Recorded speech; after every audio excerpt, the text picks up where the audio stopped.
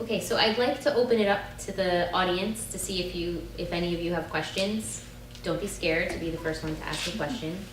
If you, for some reason, don't have questions, don't worry, I have a ton more questions. Stephanie. So it's kind of for everybody. You don't all have to answer, but so as Emily was chatting, profitability. So at what point did you become profitable? I'm not sure, if any of you know, I'm in the process of maybe looking for funding and figuring out my financials and numbers to scale. So, it's a little dark, right? So at what point did you each hit profitability and knew that that discomfort was the place to grow rather than just being inundated because you're too young of a company? Anyone? For me, it was year 2. And this business, fashion wholesale business is hard. But year 2, I was profitable. So for me, since Lyndhurst was so small, we were profitable from day one because I did it all. I opened the school, I closed the school, I taught the school, and then my parents came for a tour. I'm like, excuse me, let me bring my 3 children with me, and they will be my helpers on the school. I'll sell the school for them. So that was great. But then when East Hanover opened, the facility is over 10,000 square feet. The rent on that was, I think back to it now, it was so crushing. We opened Lyndhurst for 3 years, and then we decided to expand to East Hanover in a much bigger facility.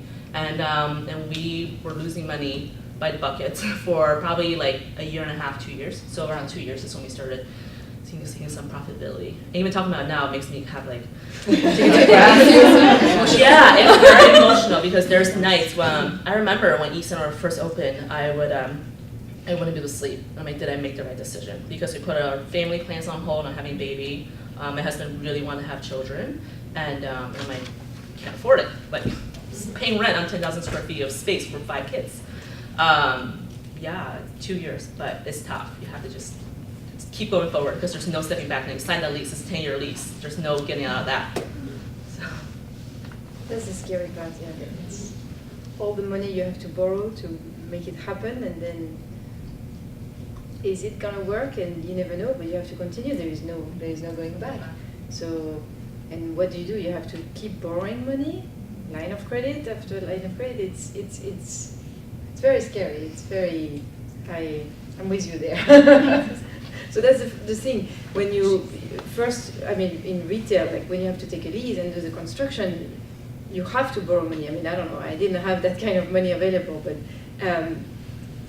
then you start making business. And for me, it's not about recruiting kids, but once they're recruited, they stay. Me, it's getting a customer through the door and then coming back and then talking about it. And then, so it's every day is unknown. You don't know how it's going to be. And we were profitable also from the beginning. Of course, not paying back our mortgage or whatever, but just being able to pay the employee, paying the ingredients, paying the rent, with what was the revenue, which was already a big thing. But it's true, as you expand, it's not, that part is not going exponential at all. It's really going like this. So it's difficult to scale up in that respect. So we were profitable from the beginning as well because we had very little overhead designed that way. But then we also started to scale and we started to hire. And so I have a business partner, she lives in Las Vegas. And we had to sit down and have a very real conversation that we were going to have to take cuts in order to hire people, in order to be able to have more time, to make more money, to do more things.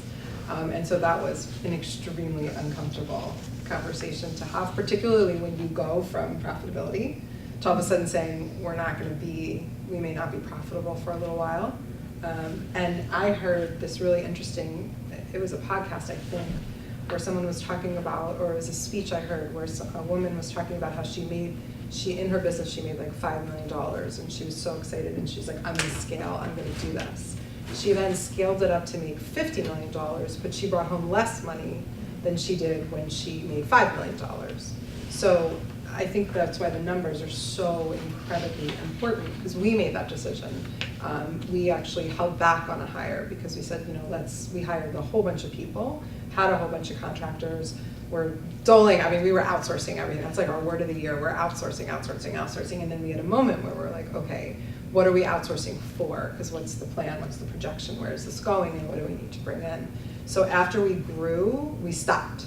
And so right now, we're not hiring anybody right now while we sort of gather ourselves and figure out where it's all going.